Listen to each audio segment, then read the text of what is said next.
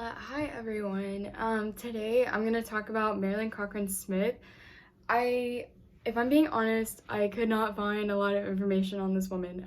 She is not dead, so she does not have a Wikipedia page, and it's a little bit hard to find information on her because I don't have access to get scholarly journals about what her theories were and etc.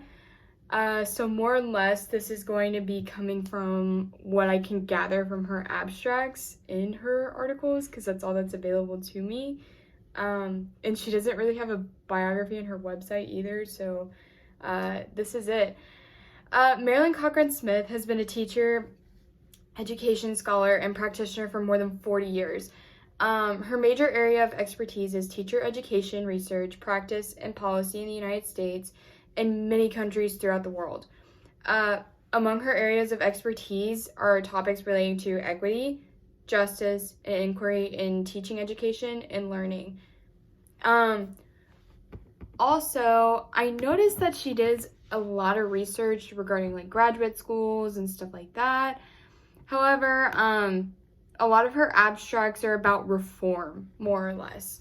And in the education system, we have to have reform in order to make the system better. One of her abstracts says, during the last decade, dramatic changes have occurred in education policy and practice in larger economic and political contexts in the USA and elsewhere.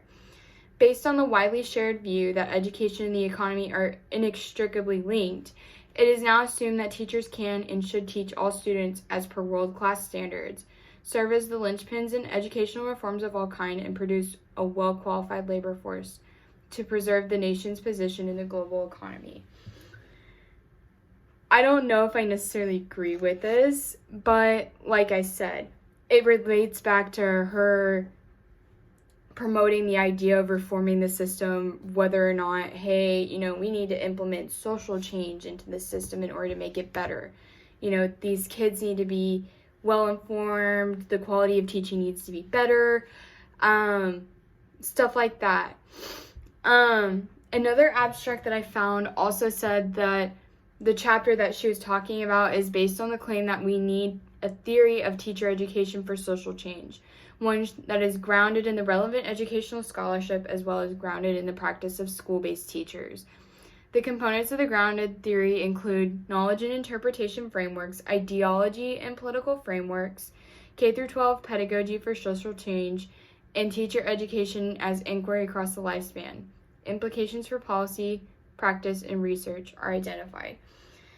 More or less, again, she wants to reform the system and make it better so that way we have people that are encouraged to go out and get jobs. That way we have people that are encouraged to go to college, get an education, and become wiser.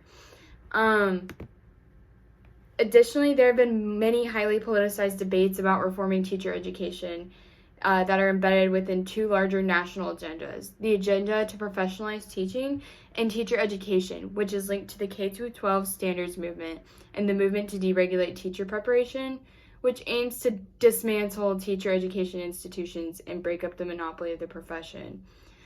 In this one article, she actually analyzed those two agendas.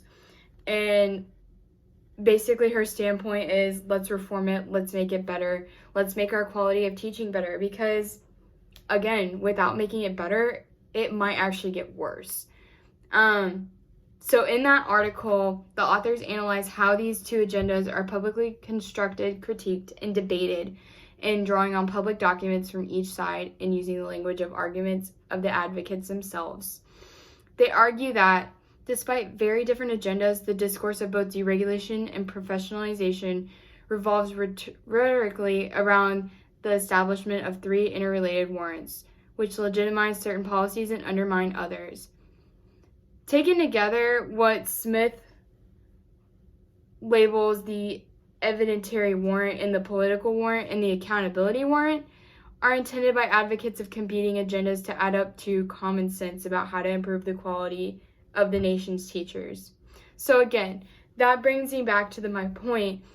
Marilyn Cochran Smith, she is all about research, making things better, making our quality of education better, making our teachers better.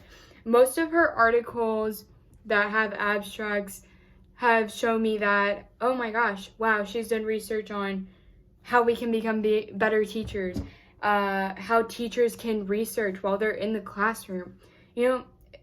Teaching is not all about just teaching your students. You also need to do research on your students. You need to do research on yourself in order to make the system better as a whole. Because if we don't make the system better as a whole, then our quality of education, it won't be that great necessarily.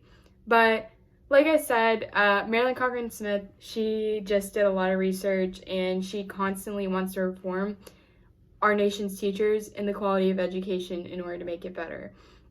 I know this isn't a lot of helpful information per se, but also I'm left with no articles to, get the ball rolling. So like I said, she was just researcher trying to make things better in education and make our quality of teaching better so that way we can compete with other countries and compete economically and globally. All right, see you in class.